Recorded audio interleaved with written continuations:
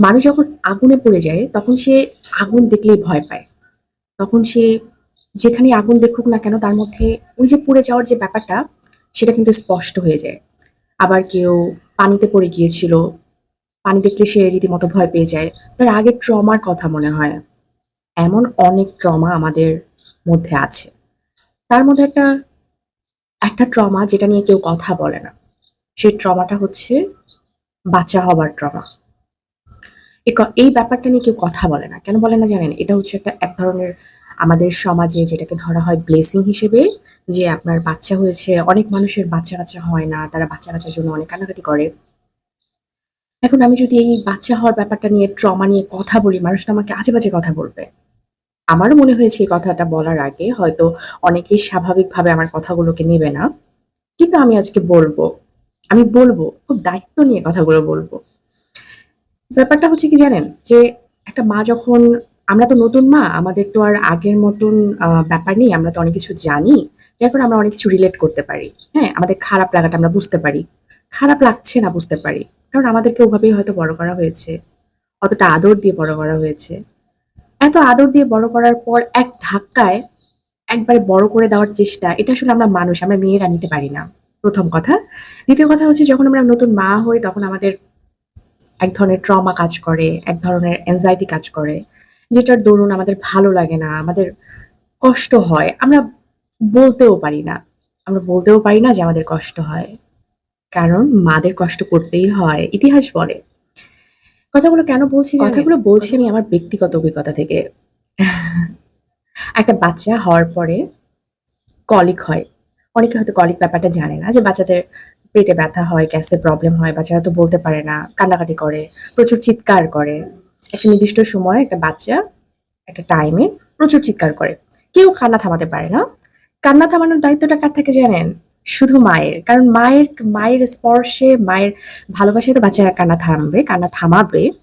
না একটা মা কতক্ষণ কান্না থামাবে?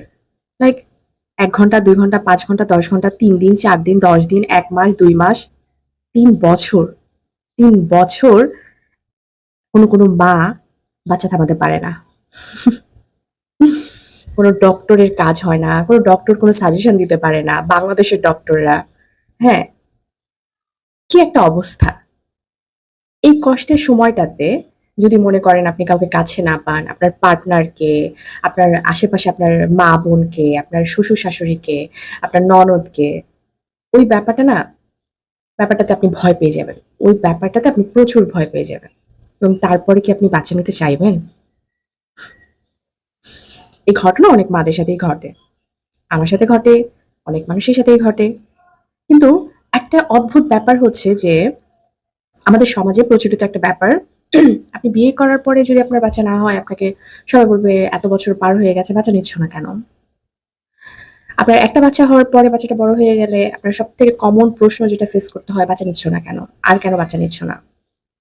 আপনার ২ টা বাচ্চা হওয়ার পরে আপনার যদি অনেক প্রপার্টি থাকে, আপনার অনেক সম্পত্তি থাকে, আপনার সম্পত্তি খাওয়ার মানুষ না থাকে, আপনার ২ টা মেয়ে হলো, আবার বলবে, "বাচ্চা নিচ্ছ না কেন?" মানে সমাজ আপনাকে বলে দিতেছে, সমাজ মানে কি? আপনার প্রতিবেশী, আপনার আত্মীয়স্বজন, আপনার বন্ধু-বান্ধব, হ্যাঁ? বলবে, "তুমি বাচ্চা নিচ্ছ না কেন?" আমার মা হতে ইচ্ছে করছে কি করছে না, আমার ব্যাপার ভাই। আমি বাচ্চা নিচ্ছি না কেন এটা আমার ব্যাপার। তারপরেও আপনি অনধিকার চর্চা হিসেবে আপনি বলবেন, "তুমি বাচ্চা নিচ্ছ না কেন? বাচ্চা নিচ্ছ না কেন? বাচ্চা নিচ্ছ না কেন?" আমি তো বাচ্চা ভাই। আমি আমার বাবা-মার বাচ্চা। হ্যাঁ? কিন্তু সমাজের চাপে আমি আমার বাবার সাথে দেখাই করতে পারি না। আমি দেখা করতে পারি না। তো বাচ্চা নিয়ে লাভ কি? আমি তো বাচ্চা। আমি যখন আমার বাবা-মার রেসপনসিবিলিটি নিতে পারছি না, দুনিয়াতে প্রচুর পরিমাণের বাবা-মা বৃদ্ধাশ্রমে পড়ে আছে। তাদের কষ্টের কথাগুলো শুনলে পরে আপনি বুঝবেন যে বাচ্চা হওয়ার মানেটা কি? বাচ্চা হওয়ার মানেটা কি? আমি জানি না। আমি জানি না আমি কথাগুলো যে বলছি, কারো হয়তো কষ্ট লাগবে তাতে আমার কি? ভাই মানুষ হন ভাই। ভদ্রতা আনেন। কোথায় কি বলতে হয় জানেন না? বুঝেন না? একটু তো বোঝা দরকার। বাচ্চা হচ্ছে না কেন? বাচ্চা হচ্ছে না কেন? বাচ্চা হচ্ছে না কেন? ভাই মানুষ করেন সমাজটাকে। হ্যাঁ? কোন বাবা-মা যেন বৃদ্ধাশ্রমে না যায়। কোন বাবা-মা যেন এভাবে করে অসহায়ভাবে পড়ে না থাকে। হ্যাঁ? অসহায়ভাবে পড়ে না থাকে। একটু বুঝতে হয়। প্রচুর মা বাবা আছে যারা অসহায়ভাবে পড়ে থাকে। এটাই হলো ব্যাপার। এটাই হলো ফ্যাক্ট। এটা আমার জীবন। এটা ব্যক্তিগত মানুষের জীবন যাদেরকে আপনি মন্তব্য করছেন। আপনি না বললে স্বস্তি বোধ করি আমরা। এবং ব্যক্তিগত মতামত করার আগে ১০ বার চিন্তা করেন যে মতামত করার অধিকার আপনার নাই সেটা বলেন না। বলেন না। আপনি নিজেকে ওই গুগল মনে করেন না, হ্যাঁ? যে যখন তখন যা তা বলবেন। প্লিজ থামেন। আর ১ টা হোক, ২ টা হোক, ৩ টা হোক আপনার ইচ্ছা, আমার ইচ্ছা আমি যে কয়টা বাচ্চা নেব। হ্যাঁ? আমি কয়টা বাচ্চা নেব। আমি ৩ টা বাচ্চা পয়দা দিলাম। আমি ৩ টা সরি টু সে, হ্যাঁ? আমি ৩ টা, ৪ টা, ৫ টা বাচ্চা নিলাম কিন্তু আমার বাচ্চা মানুষ হলো না। একটা কমন ব্যাপার আমি বুঝাই যে আমার ২ টা বাচ্চা হইছে। আমার ২ টা বাচ্চা হইছে অথবা আমার ৫ টা বাচ্চা হইছে। হ্যাঁ? ৫ টা বাচ্চা হইছে। সেই বাচ্চাগুলো যেমনে তেমনে বড় হইছে।